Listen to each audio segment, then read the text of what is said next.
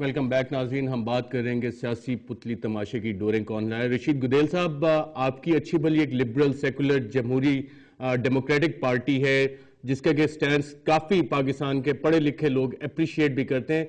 Suddenly party को क्या हो गया है कि वो वन मैन पार्टीज जिनकी हैं टांगा पार्टियां शेख रशीद की हो गई, फजल रहमान साहब की दुम आपने पकड़ ली है, उसके साथ साथ अब आप पीर पगाड़ा के पास भी जा रहे हैं। जमहूरियत को आप ऐसे हालात में कैसे सर्व करेंगे?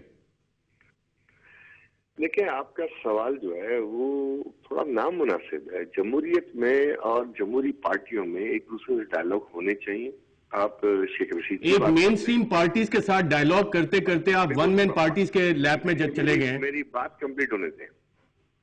मुस्लिम लीग काफ से हम बात कर रहे हैं तो आपको एतराज नहीं है।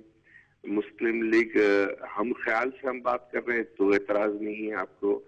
और जो हमारे बिल्कुल जिसको हम राइवल कहते हैं जमात इस्लामी, हमने उससे भी बात की है।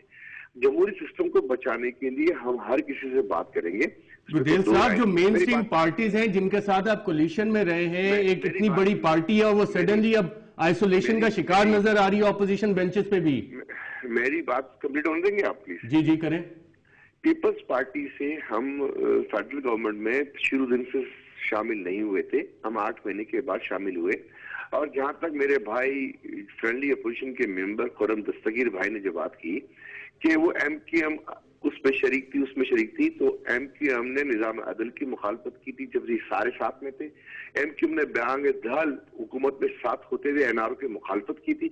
इसके बाद अपोजिशन एनआरओ का बेनिफिट भी सबसे ज्यादा आप ही की पार्टी को मिला। अल्ताफ हुसैन और फारूक सत्तार के खिलाफ सबसे ज्यादा केसेस भी विड्रॉ एमक्यूएम के ही हुए। हमारे में कोई करप्शन केसेस में नहीं इन्वॉल्व है और जो भी क्रिमिनल केसेस से शायद वो निपटा रहे हैं। दूसरी मेरी बात कंप्लीट होने दें। अगर आप लुकमा देंगे तो मैं बात नहीं कर सकूंगा प्लीज। जी गुदेल साहब कंप्लीट करें। प्लीज। एनआरओ पे भी हमने बयान दहल मुखालफत की। इसके बाद आरजीएसटी का मामला है, कैरी लूगर का मामले में भी हमने मुखालफत की। जहां अवामी इश्यूज पे बात की हमने भरपूर मुखालफत की। इस हुकूमत में साथ रहते हुए भी ये काम अपोजिशन का था। अपोजिशन क्योंकि 60% पॉपुलेशन पाकिस्तान की है, उसमें ये हुकूमत में शामिल है, उसने उस वक्त भी आवाज नहीं उठाई। आज भी पंजाब हुकूमत 80 अरब रुपए की मकरूज है फेडरल गवर्नमेंट की। तो गुड गवर्नेंस हर लेवल पे, हर सूबे पे, हर जिले पे, हर काउंसिल तक होनी चाहिए। इसमें कोई दो राय नहीं है। तो हमने अवामी इश्यूज पे आवाज उठाई। जमहूरियत को कैसे ये वाला स्टेप आपका सर्व करेगा?